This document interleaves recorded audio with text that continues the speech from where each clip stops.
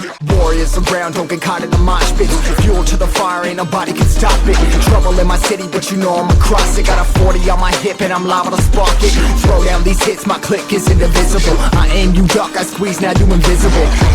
I'm not afraid of getting physical. All these different chemicals are fogging up my visuals. Bloods on my hands, got slugs on my gunners. Yo, we notorious, we ain't no runners. Bloods on my hands. तो welcome back to the channel guys. और अभी मैं जा रहा हूँ फ़िलहाल के लिए टायर चेंज कराने। पिछली वाली वीडियो में आपने देखा होगा मेरा अगला वाला टायर बिल्कुल ख़त्म हो चुका था, तो मैं उस टाइम पे भाटिया टायर्स के पास जहाँ पे मैं चेंज कराने वाला हूँ ज़िपर नायलॉन रिप ज़िपर, और मैं 110 सीरीज़ लगवाऊँगा। देखते हैं उसका मतलब फील क्या होता है, लेकिन ये मेरी सबसे बड़ी गलती होगी ये लगवाने के बाद। और मुझे मेरी गलती फील होती क्योंकि कभी भी आगे वाला टायर इंक्रीज़ नहीं करवाना चाहिए। उसके एडवांटेज और डिसएडवांटेज मैं आगे बताने वाला हूँ।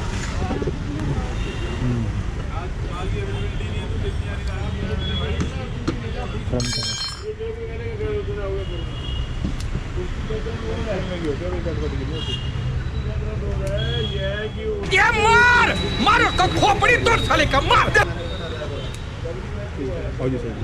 फ्रंट टायर चाहिए। ये तो 100 है ना, 110 होगा लैब टेस्टेड लीन के लिए। हां जब बड़ा हमें जा रहा है 110 डाल लीन पर्पस में प्राइस क्या है? 1950 का है नहीं हमारा हमारा में भैया करने 2050 का मिल जाएगा। और उससे नीचे का कोई उससे कम प्राइस का कोई हां उन का भाग रहा है दिखाने चाहिए भाई। ये भैया मैक्सी का ही है हमारा था। ये कितने का? 2050 ये वाला डाल दो। 110 है ना ये भैया? 110 है ना ये?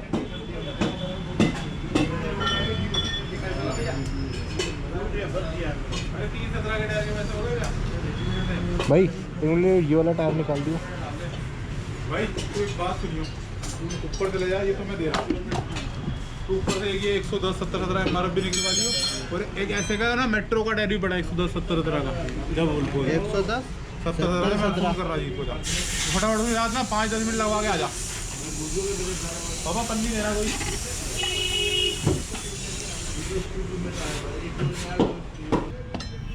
एडवांटेज और डिसएडवांटेज ये है कि एडवांटेज ये है कि जो सीरीज़ जो रिम का साइज़ आपका कंपनी देती है यानी कि 17 इंचेस, उसमें भी अलग अलग टाइप के रिम होते हैं, जैसे कि KTM या किसी का सबके अलग अलग होते हैं। उसी टायर साइज़ के हिसाब से रिम के साइज़ के हिसाब से टायर डिपेंड करता है। एंड टायर लाइक 100 इसमें स्टॉक डलता है एंड 110 इसके लिए ज़्यादा बड़ा हो जाएगा, जो कि KTM में लगता है।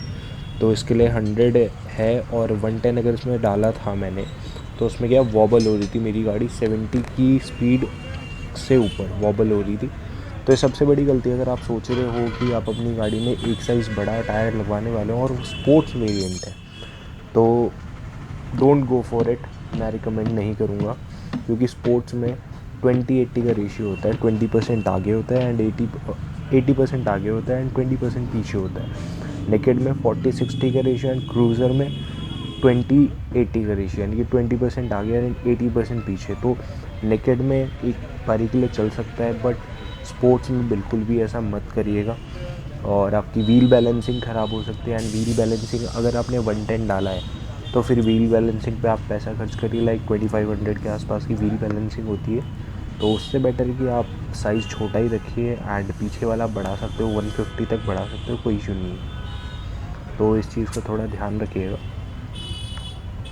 बाकी आगे मैं चला के बताऊंगा कि मेरे को कैसा फ़ील आ रहा है इस टायर के पे। वैसे अच्छा आ रहा है, अच्छा ही आएगा आई मीन, और बाकी अभी देखते हैं।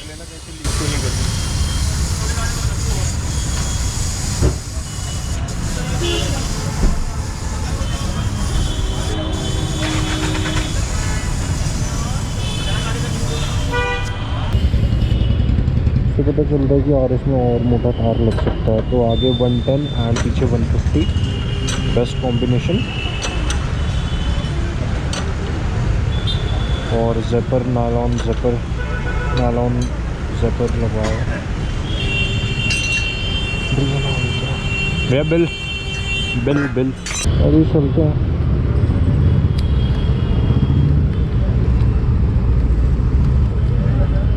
इसकी जो टेस्टिंग है,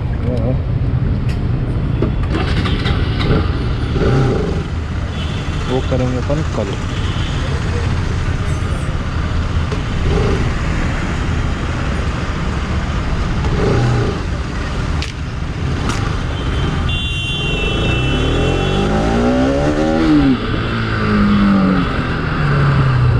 बैलेंसिंग अच्छी हो रही है, अब बैलेंसिंग अच्छी हो रही है। अभी थोड़ा सा चेन में इशू है, बट बैलेंसिंग अच्छी हो रही है। थोड़ा सा इशू है चेन में।